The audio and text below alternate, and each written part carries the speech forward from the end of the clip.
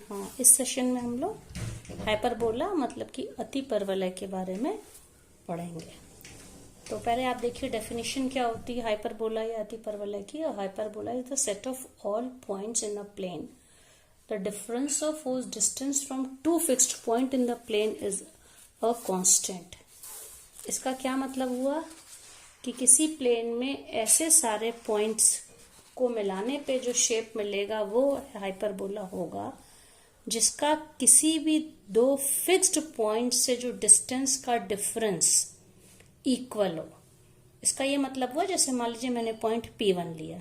P1 एक moving point है, तो P1 से दो फिक्स्ड पॉइंट F1 और F2 जिनको हम फोकस कहते हैं, तो P1 का F1 से डिस्टेंस और P1 का F2 से डिस्टेंस आप क्लियरली डायग्राम देखिए कि PF2 is greater then PF1। तो बड़े वाले डिस्टेंस में से छोटे वाले डिस्टेंस को माइनस करने के लिए हम लोग क्या लिखेंगे, P1 F2 ये डिस्टेंस और इसी पॉइंट का दूसरे फिक्स्ड पॉइंट से distance that is P1 F1 ये फिक्स्ड होगा। अब ये पॉइंट उस पूरे हाइपरबोला में हम कहीं लें, जैसे मान लीजिए मैंने P2 पॉइंट यहां ले लिया, ये दोनों फिक्स्ड पॉइंट हैं F1 और F2, P1 P2 P3 ये सारे मूविंग पॉइंट हैं।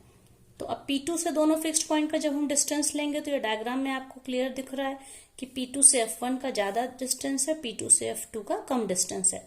तो डिफरेंस का मतलब होता है कि ग्रेटर माइनस स्मॉल, बड़े डिस्टेंस से छोटे डिस्टेंस को माइनस करें। तो ये डिस्टेंस भी कांस्टेंट होगा, so we can write here P2 F1 minus P2 F2। अब हम P की पोजीशन बदल दे पॉइंट P की, मान लीजिए P3 पे ले लिया, तो P3 से दोनों फिक्स्ड पॉइंट के डिस्टेंस का difference that is P3 F2 minus P3 F1। कहीं पर भी पॉइंट यहाँ ले पूरे हम दोनों जगहों पे कहीं पर भी लें, कोई भी पॉइंट का दोनों फिक्स्ड पॉइंट से डिस्टेंस का डिफरेंस हमेशा कांस्टेंट एक फिक्स्ड वैल्यू होगी।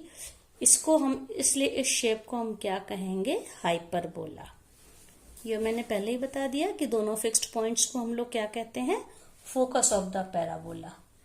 अब इसके बाद ये जो दोनों फोकस को मिलाने वाली लाइन है दैट इज F1 F2, इनको मिलाने वाली लाइन का जो मिड पॉइंट होता है that is the centre of the hyperbola, अति परवलय का केंद्र होता है।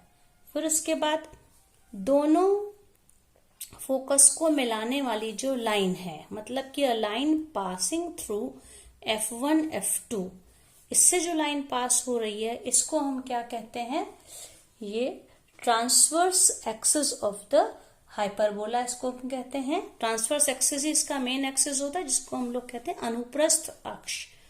तो ये जो लाइन है दोनों फोकस को मिलाने वाली लाइन है वो क्या होगा, ट्रांसवर्स एक्सिस, और इसको हिंदी में बच्चों क्या कहेंगे, अनुप्रस्थ अक्ष।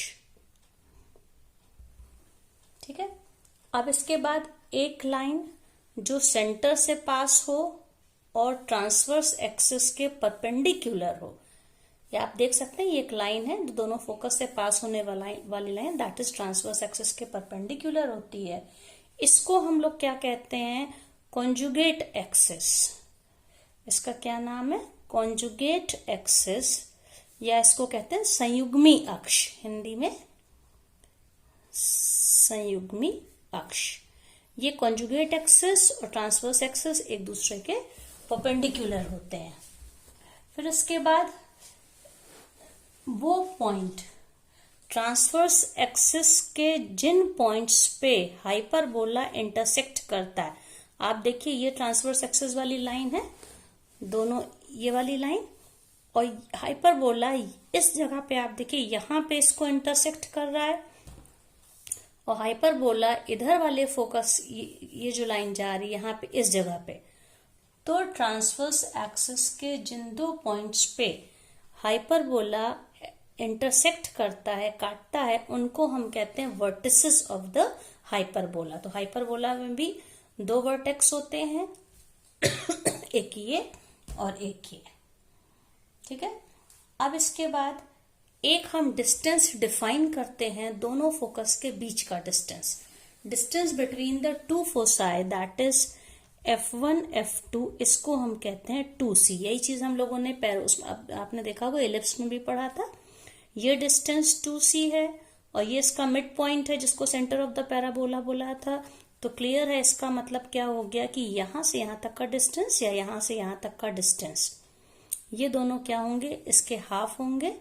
सो वी कैन से F1O is equals to F2O, ये half of 2C that is C होता है। फिर इसके बाद जो डिस्टेंस बिटवीन, मान लीजिए ये पॉइंट है A, इसके दो वर्टेक्स हैं AB, दोनों वर्टेक्स के बीच का डिस्टेंस ट्रांसवर्स एक्सिस पर दोनों वर्टेक्स होते हैं और दोनों वर्टेक्स के बीच का जो डिस्टेंस होता है उसको हम क्या कहते हैं, length of the transverse axis. तो length of the transverse axis जो होता है, यहां पे आप देख लीजिए ये कौन सा डिस्टेंस होगा, AB, और ये हमेशा कितना होता है, 2A। दोनों फोकस के बीच का डिस्टेंस F1 F2 कितना है, 2C। दोनों वर्टेक्स के बीच का डिस्टेंस, यही चीज एलिप्स में भी थी, ये कितना होता है, 2A। तो इसका क्या, और O तो मिड पॉइंट है, इसका मतलब ये डिस्टेंस और ये डिस्टेंस इक्वल होंगे। तो हम कह सकते हैं AO is equals to OB is equals to A, half of this distance. अब इसमें आपको एक तीसरा डिस्टेंस हम लोग इंट्रोड्यूस करते हैं जिसको कि B कहते हैं, ठीक है। और B को हम लोगों ने क्वांटिटी B को इस तरह से डिफाइन किया है that B is equals to C square minus A square. अब आपको हाइपरबोला के फिगर से समझना पड़ेगा कि ये जो डिस्टेंस 2C है, 2C हमेशा 2A से बड़ा है, ओके। इसका क्या मतलब हो गया कि ये जो डिस्टेंस है, तो that F1 F2 is always greater then AB।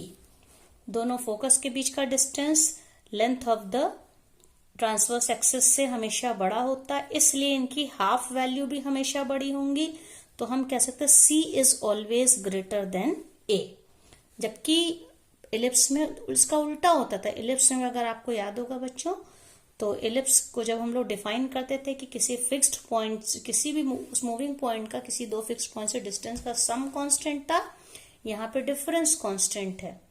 Focus हमेशा, अगर आप देखिए इस तरह से ये इसका फिगर होता था, जैसे मान लीजिए ये मैंने एलिप्स ये बनाया है एक, ठीक है। तो ये इसका मेजर एक्सिस था, ये दोनों इसके मान लीजिए AB वर्टेक्स होते थे और ये दोनों इसके फोकस होते थे। तो आप देखिए AB was always greater then F1 F2 ellipse के केस में। तो F1 F2 क्या था, दोनों के बीच का डिस्टेंस 2C और ये कितना था, 2A, और ये इसका मिड पॉइंट था। तो 2A is always greater then 2C और we can say 2A is greater than C। But in the case of hyperbola इसका उल्टा होता है। आप देख सकते हैं ये डिस्टेंस हमेशा इस डिस्टेंस से ज्यादा होता है, it means C is always greater than A। That's why we have taken the difference of C is greater than A, therefore C square is also greater than A square. तो इनका जो difference है इसमें हम लोग C square minus A square लिखते हैं, और इलिप्स के फॉर्मूले में हमेशा हम लोग लिखते थे B square is equals to A square minus C square लिखते थे। तो इसको हमने इस तरह से डिफाइन किया है, ये डिस्टेंस है और इसमें एक लेंथ होती है 2B, इसको क्या कहते हैं, length of the conjugate axis. Length of the जो संयुग्मी अक्षर का है कॉन्जुगेट एक्सिस।